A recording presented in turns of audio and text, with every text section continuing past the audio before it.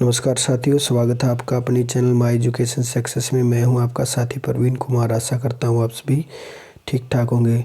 तो साथियों, हरियाणा में जो आउटसोर्सिंग के तहत कौशल रोजगार निगम से यूँ होंगी नियुक्तियां, तो इसकी जो सरकार ने नई नीति बनाई है साथियों, उसके ऊपर मुख्यमंत्री मनोहर लाल की सैद्धांतिक मंजूरी मिल चुकी है साथियों। तो देखते हैं किसके तहत ये भर्तियां होंगी दोस्तों। तो नीति में सबसे गरीब परिवार के बेरोजगार युवा की तरजीह देने के लिए अंकों का किया प्रावधान।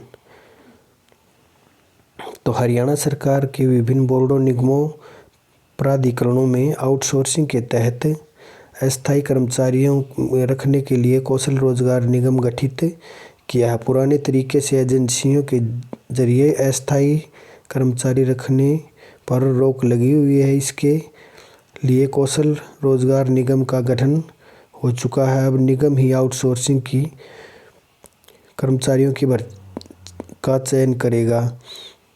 तो अब जितनी भी आउटसोर्सिंग की जो डीसी रेट की जो भर्ती होंगी साथियों, वो कौशल रोजगार निगम से ही होंगी। इसके लिए प्रदेश सरकार ने आउटसोर्सिंग नीति तैयार कर ली है। इस नीति के नाम deployment of contractual person policy 2022 रखा है। ये नियुक्तियां आउटसोर्सिंग नहीं मानी जाएंगी, इन्हें बल्कि कॉन्ट्रैक्चुअल डिपार्टमेंटल माना जाएगा। मुख्यमंत्री लाल ने इस नीति को तैयार करने के लिए कई बार बैठकें की।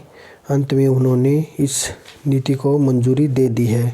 अब अगली प्रक्रिया चल रही है, इसके बाद अधिसूचित कर दिया जाएगा। इस नीति के तहत नए कर्मचारी नियुक्त करने के लिए 4 लेवल में कर्मचारियों को योग्यता के अनुसार बांटा गया है। इसके तहत नियुक्ति होने वाले कर्मचारियों को निगम के घोषित किए गए वेज नए डीसी रेट ही मिलेगा।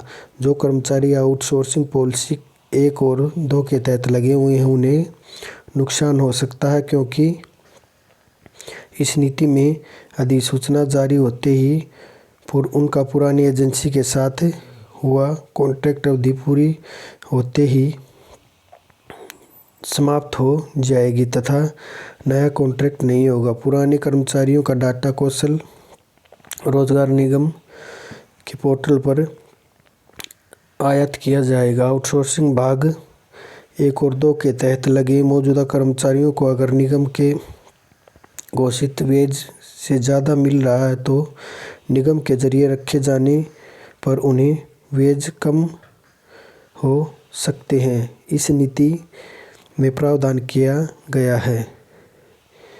तो साथियों, उन्हें डीसी रेट के मिलेंगे। तो ये जो पूरी खबर है दोस्तों, आउटसोर्सिंग पॉलिसी के तहत मुख्यमंत्री ने मंजूरी दे दी है। आउटसोर्सिंग पर नियुक्ति के लिए यह होगा मापदंड। तो जो पैरामीटर हैं साथियों, वो ये हैं। सालाना परिवार की आय के मिलेंगे 40 नंबर, उम्मीदवार की उम्र के मिलेंगे 15 नंबर, कौशल योग्यता के मिलेंगे 20 नंबर, आर्थिक मापदंड के मिलेंगे 5 नंबर और सीईटी लिखित परीक्षा जो पास करेगा उसको साथियों 10 नंबर मिलेंगे। ईज ऑफ डिप्लॉयमेंट के 10 नंबर मिलेंगे। मुख्यमंत्री अंत्योदय परिवार के 50 नंबर मिलेंगे दोस्तों। और उम्र के लिए अधिकतम 15 अंकों का आवंटन यूँ होगा। जो साथी 18 से 24 वर्ष का है उसको मिलेंगे 5 नंबर, 24 से 30 वर्ष का उसको मिलेंगे 10 नंबर, और जो 30 से 36 वर्ष का है उसको 15 नंबर मिलेंगे। सबसे ज़्यादा उसको मिलेंगे साथियों। इस तरह ये मेरिट बनाएंगे इनकी। 36 से 42 साल के साथियों को मिलेंगे 10 नंबर, और 42 से ज़्यादा जो होगा उसको दोस्तों 1 भी नंबर नहीं मिलेगा, उसकी इसमें नियुक्ति नहीं होगी। शैक्षणिक योग्यता के 20 अंक यूँ मिलेंगे। जिन जॉब रोल के लिए न्यूनतम स्किल योग्यता तय नहीं होगी और जिस उम्मीदवार के पास संबंधित NSQS सर्टिफिकेट यानी ITI और SCSU यूनिवर्सिटी SSC वगैरह की मान्यता प्राप्त NCVT SCVT सर्टिफिकेट होगा उसको ही मिलेंगे 20 नंबर। तो साथियों जो ITI पास जो साथी हैं उनको 20 नंबर मिलेंगे और ये जो यूनिवर्सिटी दे रखी है ये इनके तहत कोई ग्रेजुएशन हो या उससे ऊपर की डिग्री हो तो उनको भी मिल सकते हैं ये नंबर। सामाजिक आर्थिक मापदंड के 5 अंक इसी तरह होंगे। अगर कोई विधवा या उसके आवेदक ऐसा पहला या दूसरा बच्चा है जिसके पिता की मृत्यु 42 साल पूरी होने से पहले हो गई हो तो पहला आवेदक या दूसरा बच्चा है जिसके पिता की मृत्यु की आवेदक की उम्र 15 साल पूरी होने से पहले हो गई हो तो उसको 5 अंक मिलेंगे। मुख्यमंत्री अंत्योदय परिवार उत्थान योजना के 50 अंक यूँ मिलेंगे। जिस परिवार का उम्मीदवार का परिवार मुख्यमंत्री अंत्योदय परिवार उत्थान योजना MAPUI से संबंधित है तो उसे 50 अंक मिलेंगे। उम्मीदवार का रोल निगम की तरह से किसी विभाग या संस्थान से नियुक्त किए व्यक्ति को निगम और विभाग की शर्तें माननी होंगी। नियुक्ति की तय अवधि पूरी होने पर एंगेज किया जाएगा, अपने आप रिलीव हो जाएगा। तो ये पूरी जो शर्तें हैं वो दे रखी हैं दोस्तों। और सालाना आय के अंक 10 से 40 होंगे तो इनका इस प्रकार से बंटवारा किया दोस्तों। जिसकी सालाना आय 1,80,000 रुपये से कम है उसके लिए इन्होंने 40 नंबर दे रखे हैं और जिसकी 1,80,000 से 2.5 लाख के बीच है उसको दोस्तों 30 नंबर मिलेंगे। जिसकी सालाना आय 2.5 लाख से 4 लाख के बीच है उसको 20 नंबर मिलेंगे और जिसकी 4 लाख से ज़्यादा उसको दोस्तों 10 नंबर मिलेंगे।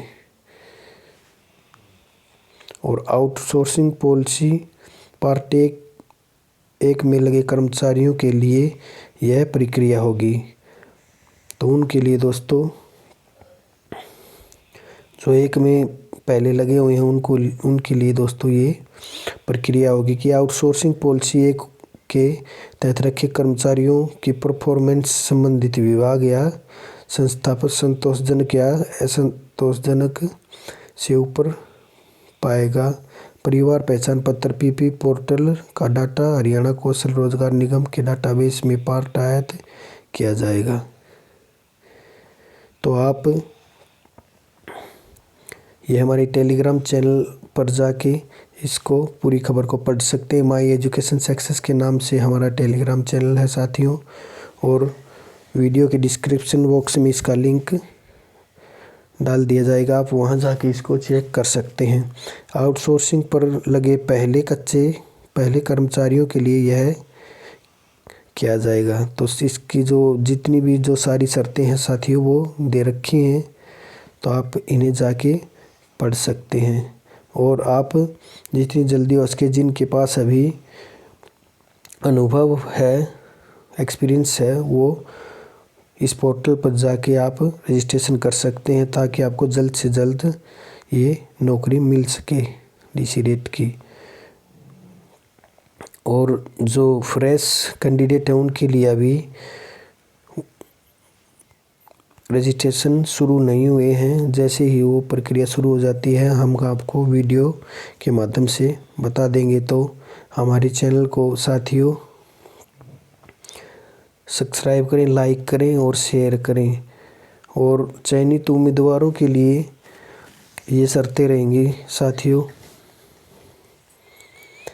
किसी भी उम्मीदवार के नाम की सिफारिश से पहले निगम एक मांगकर्ता संगठन में तैनाती के लिए उम्मीदवार के नाम पर विचार करने के लिए एक SMS ईमेल के माध्यम से सहमति मांगेगा। यदि कोई उम्मीदवार निर्धारित अवधि के भीतर जवाब नहीं देता है तो यह माना जाएगा कि वह उसे दी गई नौकरी की भूमिका के खिलाफ तैनाती के लिए विचार करने के लिए तैयार नहीं है।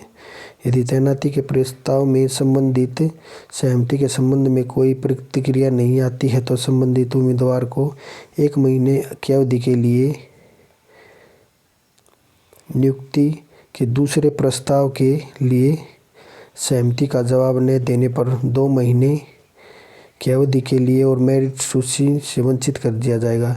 तो दोस्तों, इसका ये निष्कर्ष है कि किसी अभ्यर्थी के पास नियुक्ति के लिए अगर कोई मैसेज आता है तो उसको उस मैसेज में जो लिंक आता है उसको ओपन करके और उसमें आपने सहमति देनी होती है, आप ये जॉब करना चाहते हैं या नहीं। तो अगर कोई साथी वो डिटेल नहीं भरेगा तो फिर उसका ये जो ज्वाइनिंग है वो ये रद्द कर दी जाएगी। फिर उसको 1 महीने का टाइम और लगेगा, और 1 महीने के बाद भी नहीं करता है तो दोस्तों ये 2 महीने का टाइम देंगे। उसके बाद 3 चांस देंगे, शायद ये फिर रद्द कर देंगे, उसकी उम्मीदवारी रद्द हो जाएगी साथियों। तो हमारे चैनल को साथियों ज़्यादा से ज़्यादा इस वीडियो को शेयर करें और हमारे चैनल को सब्सक्राइब करें और लाइक करें, शेयर करें, इस बेल आइकन का बटन दबाएं और इस वीडियो को ज़्यादा से ज़्यादा शेयर करें ताकि सभी भाइयों का